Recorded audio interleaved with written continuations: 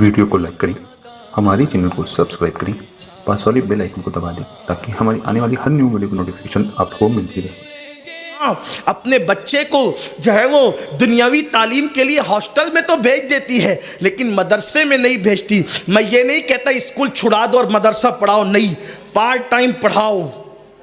एक time school पढ़े, एक टाइम मदरसा पढ़े, हाफिज कुरान बने। तो ये जो आपके यहाँ का माहौल है ना, 4-5 हज़ार रुपये जो इमाम को देते हो, ये जुल्म है। मैं तो ये कहता हूँ कि अगर इमाम को एक पल्ले में रखकर दूसरे पल्ले में पूरी कायनात को तौल दें तो भी वो इमाम की बराबरी नहीं हो सकती। क्योंकि इमाम कौन है?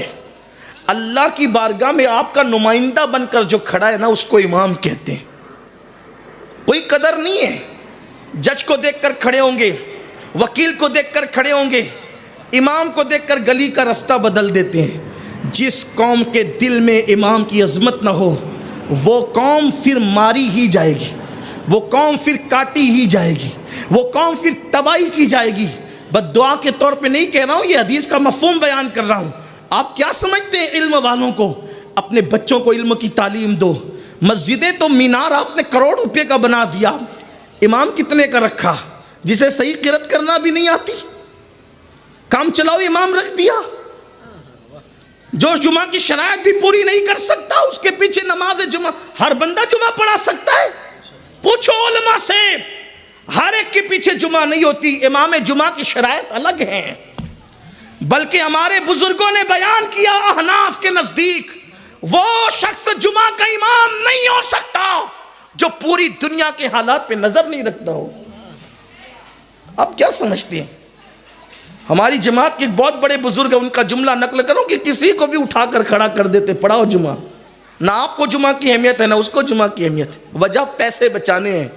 बड़ा इल्म वाला लाओगे तो पैसे ज़्यादा देने पड़े। और याद रखना, हम इमामत की तनख्वाह नहीं देते और ना कोई इमाम इमामत की तनख्वाह लेता है। इमामत की तनख्वाह नहीं होती, बल्कि हम इमाम की खिदमत करते। ये है। ये भी आपसे कह दूं, ये भी कड़वा कड़वा जुमला बर्दाश्त कर लें। थिरकने फुदकने वाले नातखानों को बुलाते हो तो 50-50 हज़ार रुपया एक एक रात का देते हो, और पूरा महीना वो इमाम बच्चे के कान में अजान से लेकर के नमाज जनाजा तक खिदमत करता रहे, उसे 5 ही हज़ार देना है। उसके लिए दिल बड़ा नहीं करना है। जो 1 घंटा फुदकेगा ना स्टेज पर, उसके लिए 50 हज़ार तक मेरी कौम दे सकती है। जो पूरा महीना लगा हुआ है उसके लिए कुछ नहीं। इसलिए कौम का मिजाज बना। हमने क्या आलिम बनाना अपने बच्चों को, हमने क्या हाफिज बनाना अपने बच्चों को।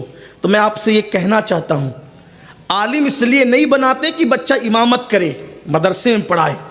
हाफिज इसलिए नहीं बनाते कि वह इमामत करे, मदरसे में पढ़ाए। आलिम और हाफिज इसलिए बनाते हैं कि अल्लाह का हुक्म है।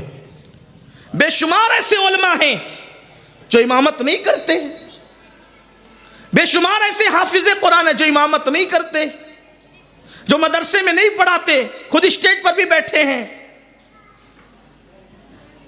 आलिम इसलिए बनाते हैं कि अगर एक बंदा खानदान में आलिम बन जाता है तो वह अपने खानदान के 700 लोगों को जन्नत में लेकर जाएगा। 700 लोगों को। और वो तो खानदान के लोग होंगे, और जो बाहर के लोग होंगे उनका हाल ये होगा, अगर किसी ने आलिम को गिलास भरकर पानी दिया होगा या इस्तिंजा के लिए ढेला दिया होगा तो वो आलिम उसको भी अपने साथ जन्नत में लेकर के जाएगा। ये है आलिम की शान। इसलिए अपने बच्चों को आलिम बनाओ, कम से कम एक बच्चा। तो जो बच्चा 700 को जन्नत में ले जाकर उनकी आखिरत संवार सकता है, क्या वो आलिम दुनिया के अंदर आपके घर का माहौल नहीं संभाल सकता? लेकिन याद रखना, हमारे यहां अब सुने आलिम कौन है। बड़ी माजरत के साथ ये भी थोड़ी कड़वी है। हमारे यहाँ जब भी स्टेज लगता है तो कहते हैं कि आलिम के चेहरे को जिसने देखा उसने हुजूर के चेहरे को देखा, जिसने आलिम से मुसाफा किया उसने हुजूर के चेहरे हुजूर से मुसाफा किया। ये हदीस बिल्कुल है, लेकिन वो हम लोगों के चेहरे नहीं है। ये बड़ी माजरत के साथ जो 5 साल 8 साल 10 साल मदरसों में पढ़े उनके चेहरे नहीं। इसलिए कि आलिम और पढ़े लिखे में फ़र्क है। आलिम में और पढ़े लिखे में फ़र्क है। जो डिग्री लेकर दुनिया कमाए, जो डिग्री लेकर बदअमली का शिकार हो, जो डिग्री लेकर बुराइयों में मुब्तला हो, बेअमल हो, बदअमल हो, बदअकीदा हो, वो पढ़ा लिखा तो है, वो आलिम नहीं है। फिर आलिम कौन है? तो कुरान खुद कहता है इन्नमा यख्शल्लाह मिन इबादिल उलमा। आलिम वो है जिसके दिल में अल्लाह का डर है, कदम बाद में उठता है, पहले सोचता है कि मेरा ये उठने वाला कदम अल्लाह को राजी करेगा कि नाराज करेगा। वो आलिम है, उसका चेहरा देखो तो मुस्तफा जाने रहमत का चेहरा देखने का सवाब मिल जाता। उसके पीछे नमाज पढ़ो तो मगफिरत हो जाए। बल्कि वल्लाह उनके पीछे पढ़ी जाने वाली नमाजी भी सुधर जाते, उनके पीछे जो नमाज पढ़े नमाजी भी सुधर जाते हैं आलिम के पीछे। हदीस पाक का मफ़हूम है, जिसने आलिम के पीछे नमाज पढ़ी गोया उसने रसूलुल्लाह के पीछे नमाज पढ़ी। वो कौन सा आलिम? जिसका दिल अल्लाह के खौफ और खशियत का गंजीना है,